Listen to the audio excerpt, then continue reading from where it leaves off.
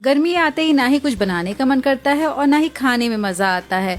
बस लगता है कुछ ठंडा ठंडा मिल जाए तो मजा आ जाए। तो बस आप लोग के लिए ही मैं लेकर आई हूँ एक नहीं बल्कि दो अलग फ्लेवर में मिल्क शेक की रेसिपी, जिसे पीकर आप रिफ्रेश हो जाएंगे। इसे बनाने के लिए आपको घंटों किचन में रहने की जरूरत नहीं है। 10 मिनट में ये मिल्क शेक बन जाता है और बाजार के शेक से कहीं ज्यादा टेस्टी, थिक, क्रीमी और रिच सा बनता है। तो चलिए इसकी रेसिपी को चुटकी में बनाते हैं। तो चलिए इसे बनाने के लिए लेते हैं पैन और इसमें हम डालते हैं दूध। तो यहाँ पे मैंने लिया है लगभग 1 लीटर दूध, क्योंकि आज हम 2 तरीके से मिल्क शेक बनाएंगे। और दूध को अब हम बिल्कुल अच्छे से बॉईल कर लेते हैं। आप यहाँ पे कच्चे दूध का भी इस्तेमाल कर सकते हैं या फिर पहले से उबला हुआ दूध है आप वो भी ले सकते हैं। तो जब तक हमारा दूध बॉईल हो रहा है तब तक चलिए हम बाकी तैयारियां भी कर लेंगे।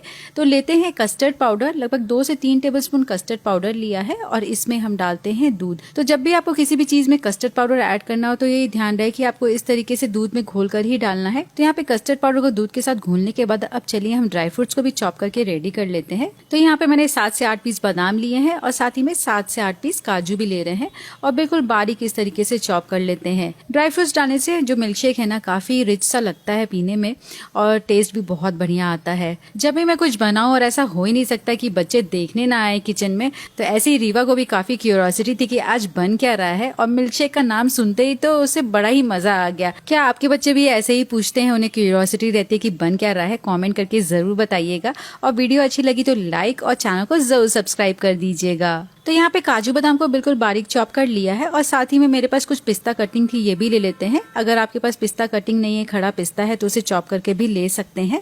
और इस तरीके से हमारे ड्राई फ्रूट्स रेडी हो गए हैं और ये देखिए जो दूध है ना बिल्कुल अच्छे से बॉयल हो गया है। बस इसी स्टेज पे हम डालते हैं घुला हुआ कस्टर्ड। तो जब भी आप कस्टर्ड का मिक्सचर डालें उससे पहले इसे अच्छे से चला लें, क्योंकि कस्टर्ड जो है ना नीचे बैठ जाता है। एक हाथ से आप कस्टर्ड का मिक्सचर डालते रहिए और एक हाथ से स्पैचुला से चलाते रहिए, नहीं तो गुठलियां पड़ जाती हैं। यहाँ पे मैंने फ्लेम को लो कर दिया था ताकि कस्टर्ड जो है अच्छे से मिक्स हो जाए। कस्टर्ड से अच्छी सी थिकनेस भी आ जाती है और साथ ही में टेस्ट भी बहुत अच्छा आता है। मार्केट में जो मिल्क शेक मिलते हैं ना वो ऐसे ही बनाए जाते हैं। कस्टर्ड पाउडर डालने से क्या हुआ है, दूध का कलर देख रहे हैं आप चेंज हो गया है, हल्का सा येलोइश हो गया है। लेकिन अगर आपको दूध बिल्कुल व्हाइट रखना है, कलर नहीं चेंज करना है, तो कस्टर्ड पाउडर की जगह आप यहाँ पे कॉर्नफ्लावर भी इस्तेमाल कर सकते हैं। तो कस्टर्ड पाउडर डालने के बाद ये देखिए बिल्कुल अच्छे से बॉयल आ गया है और जो थिकनेस है ना कुछ इस तरीके से है। ना ही दूध बहुत ज्यादा गाढ़ा होना चाहिए, ना ही बहुत पतला होना चाहिए। अब इसे हमें और कुक नहीं करना है, फ्लेम को बंद करते हैं और इसे हम काउंटर टॉप पे रखेंगे। अब यहाँ पे हमें दूध को थोड़ा सा चलाते रहना है ताकि ऊपर की तरफ जो है मलाई नहीं जमने पाए। तो 2 से 3 मिनट तक हम इसे चला के हल्का सा ठंडा कर लेते हैं। तो यहाँ पे मैंने मिल्क शेक बनाने के लिए बेस बना के रेडी कर लिया है और इससे आप अनलिमिटेड फ्लेवर्स बना सकते हैं। लेकिन आज इसे हम 2 तरीके से बनाएंगे, इसलिए इसे 2 पार्ट में डिवाइड कर लेते हैं। तो आधा पोर्शन मैंने एक बोल में डाल दिया है और जो मिल्क शेक है हल्का ठंडा है, अभी पूरी तरीके से ठंडा नहीं हुआ है और अभी तक इसमें स्वीटनेस देने के लिए मैंने कुछ भी ऐड नहीं किया है। तो इसी स्टेज पे इसमें हम डालते हैं पीसी हुई चीनी। इसमें हम चॉप किए हुए ड्राई फ्रूट्स भी डाल देते हैं और सभी को बिल्कुल अच्छे से मिक्स कर लेंगे। तो यहाँ पे ये मैंने पहला फ्लेवर बना लिया है। दूसरा फ्लेवर बनाने के लिए लेते हैं बोल और इसमें हम डालते हैं बाकी बचा हुआ मिल्क शेक। और इस शेक को अब हमें रोज फ्लेवर बनाना है, तो इसमें हम डालते हैं रोज सिरप। रोज सिरप ऑलरेडी काफी मीठा होता है, इसलिए इसमें एडिशनल शुगर डालने की जरूरत नहीं है। सिर्फ रोज सिरप से ही अच्छी सी मिठास आ जाएगी। तो ये हमारे दोनों फ्लेवर के मिल्क शेक तो रेडी हो गए हैं। इसे हम पूरी तरीके से ठंडा होने के लिए आधे घंटे के लिए फ्रिज में रख देंगे। तो जब तक हमारा मिल्क शेक ठंडा हो रहा है तब तक चलिए बाकी तैयारियां भी कर लेते हैं। तो अभी हमें सबसे पहले बनाना है जेली। तो जेली बनाने के लिए यहाँ पे मैंने पैन में लिया है 500 ml पानी और पानी को जो है हम बिल्कुल अच्छे से बॉईल कर लेंगे।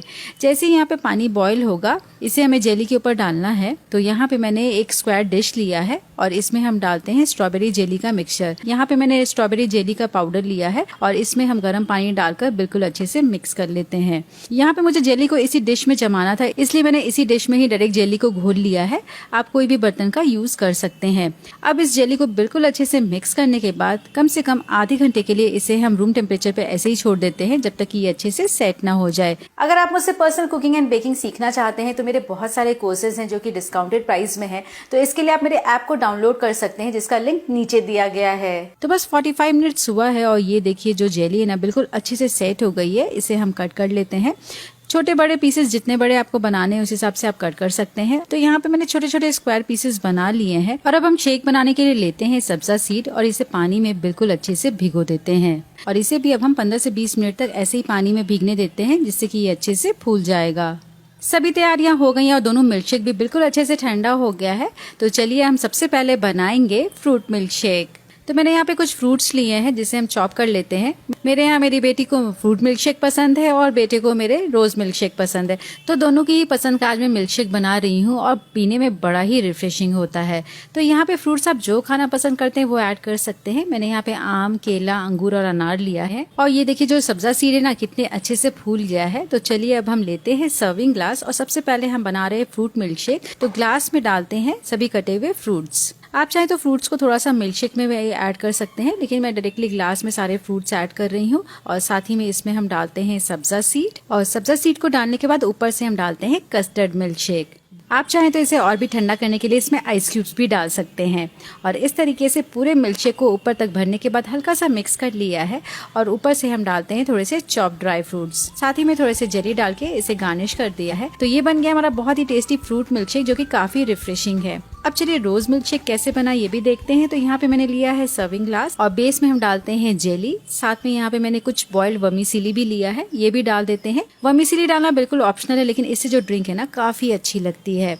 और फिर ऊपर से हम डालते हैं थोड़े से सब्जा सीड, फिर से थोड़ी सी जेली डाल देते हैं। जेली आप जितना खाना पसंद करते हैं उस हिसाब से ऐड कर सकते हैं। और लास्ट में इसमें हम डालते हैं रोज मिल्क शेक। मिल्क शेक डाल के एक बार बिल्कुल अच्छे से स्टर कर लेते हैं और देखने में कितनी रिफ्रेशिंग लग रही है ना ये वाली ड्रिंक भी। गार्निशिंग में मैं यूज कर रही हूँ थोड़े से वनीला आइसक्रीम, जिससे कि ये और भी टेस्टी लगेगा। और ऊपर से थोड़ी सी जेली और पिस्ता से इसे डेकोरेट कर देते हैं। तो घर में आपको कुछ भी रिफ्रेशिंग बनाना हो जो इजी भी हो, टेस्टी भी हो और सभी मन से पिए भी, तो ये वाले मिल्क शेक आप जरूर बनाइए। तो अगर आपको ये रेसिपी अच्छी लगी तो वीडियो को लाइक कीजिए, कमेंट में अच्छी बनी है जरूर लिखिए और ऐसी इजी और इंटरेस्टिंग रेसिपीज देखने के लिए मेरे पेज को जरूर फॉलो कीजिए।